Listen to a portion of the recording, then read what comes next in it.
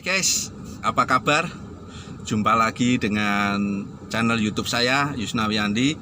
Damai sejahtera meliputi kita, anugerah yang berasal daripada Tuhan mengalir dalam diri kita bersama dengan orang-orang yang kita kasihi dan kita cintai. Guys, pada kesempatan ini kita akan mengulas dengan tema haruskah penembakan Laskar FPI dibawa ke Mahkamah Internasional, ya. Apa kata Komnas HAM kita, ya? Mari kita simak, ya guys, ya. Selalu untuk like, subscribe di channel YouTube saya agar hari lepas hari kita bisa terus saling berbagi, saling memberkati satu sama lain. Ingat guys, jika ingin berkomentar, simak video hingga akhir supaya tidak gagal fokus dan salah berkomentar, ya guys, ya. Teman-teman yang saya hormati dan saya banggakan, seperti yang kita ketahui rekomendasi dari Komnas HAM bahwa kasus peristiwa penembakan Laskar FPI di kilometer 50, ya, Cikampek, Jakarta, itu tidak ada unsur pelanggaran HAM, ya, itu yang, dan telah terjadi baku tembak katanya, ya. Itu rekomendasi dari Komnas HAM. Dan ini tidak memuaskan, ya, memuaskan FPI, ya. Melalui kuasa hukumnya, Front Pembela Islam ini akan mengajukan permasalahan ini ke Mahkamah Internasional, ya.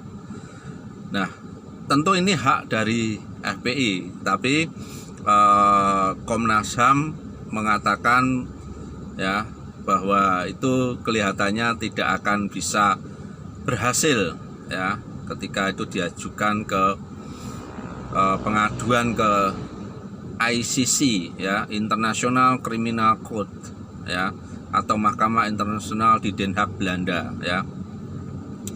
Jadi ada begini mengatakan, ya, Komnas HAM. Pasal 1 Statuta Roma paling tidak mengandung dua unsur penting, ya. Ini Mahkamah Internasional dibentuk untuk melaksanakan yurisdiksinya pada kasus kejahatan paling serius, the most serious crimes, ya, kata Komnas HAM Minggu 24 Januari 2021.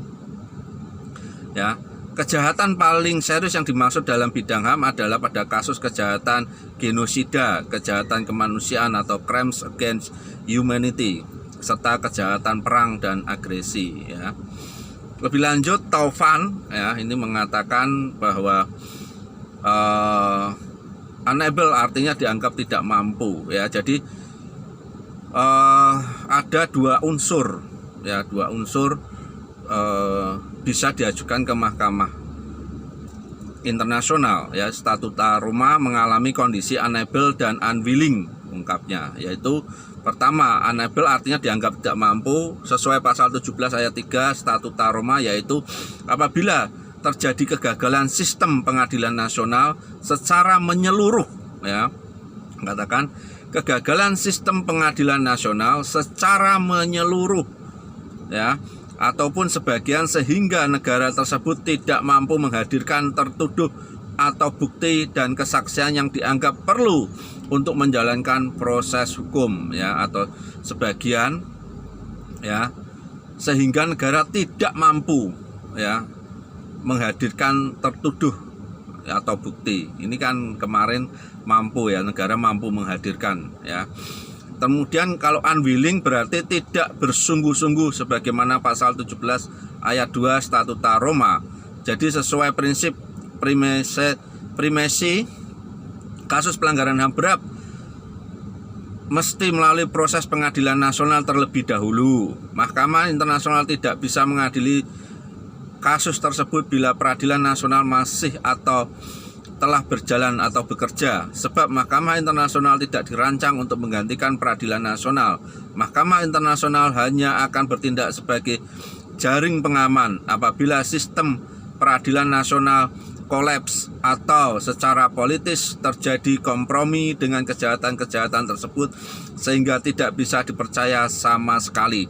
Tidak bisa dipercaya sama sekali.